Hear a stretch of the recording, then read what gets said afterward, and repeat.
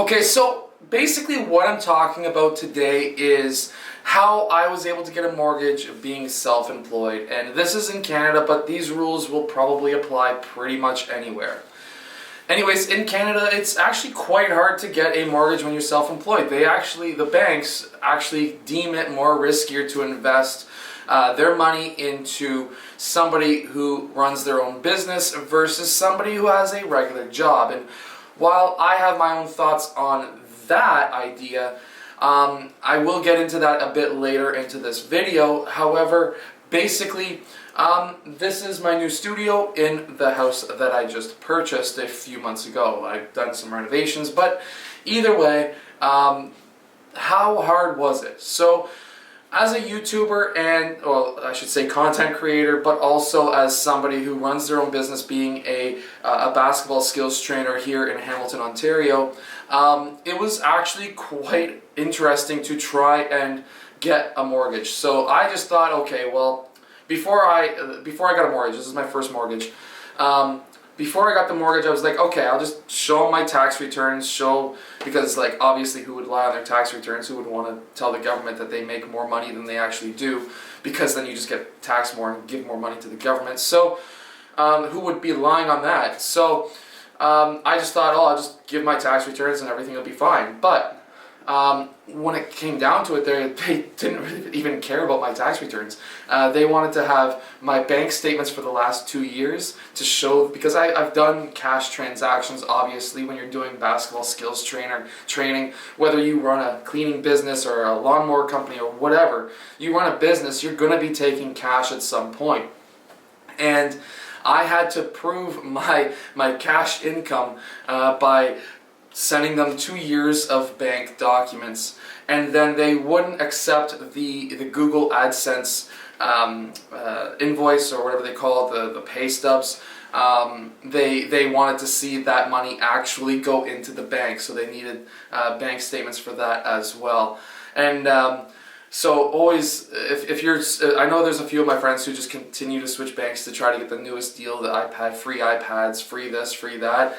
That if I was to do that, that would have been a heck of a long time to try and figure out what money went where and why I closed down this bank account and this, and that was quite interesting. They also wanted to have some other documents that just blew my mind, and the documents that they wanted on top of everything.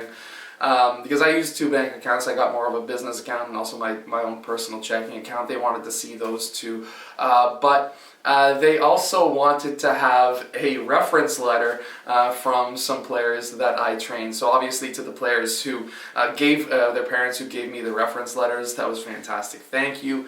But they wanted to have actual reference letters from people who I train, which is just in my mind is like, you can see the money coming in, why do you need reference letters? But they needed that. Then on top of all that, they also wanted to see all of my, pretty much everything, from how much money I spend on gas, which is already in my tax returns, but they wanted to see everything listed out. And it just blew my mind. And then they're like, "Oh, why are you only spending like very little on clothes?" Well, what I'm wearing right now. Teams that I coach give me clothes.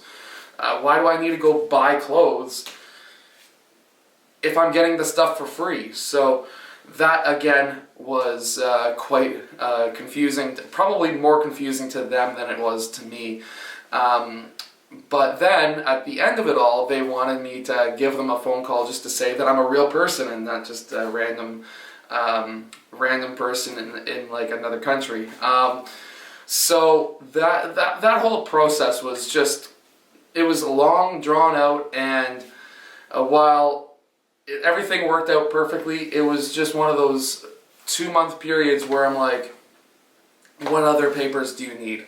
There was a list of like 30 things that I needed to get done, and then right at the last second, the day of closing for the house,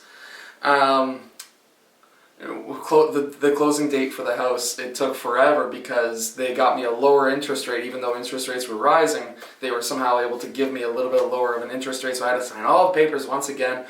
And it was interesting. That was the good part. But it took me forever on closing day to get the house. But if you're running your own business, yes, to a bank, you are more riskier than somebody who has a job. And in my opinion, that is false. Like, for me, if I lost a job, you'd be screwed, right? You wouldn't have any income coming in. You have to be searching for a job and being like, oh crap, what do I need to do?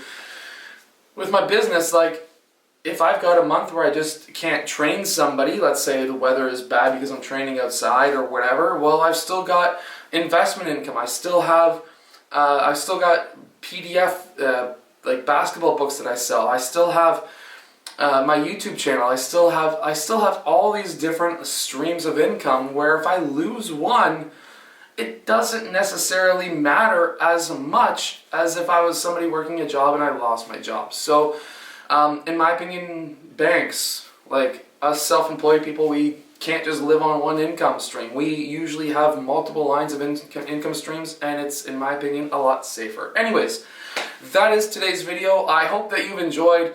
That was my process of getting a mortgage. Anyways, I'll see you guys again in my next video. Hit that like button and subscribe.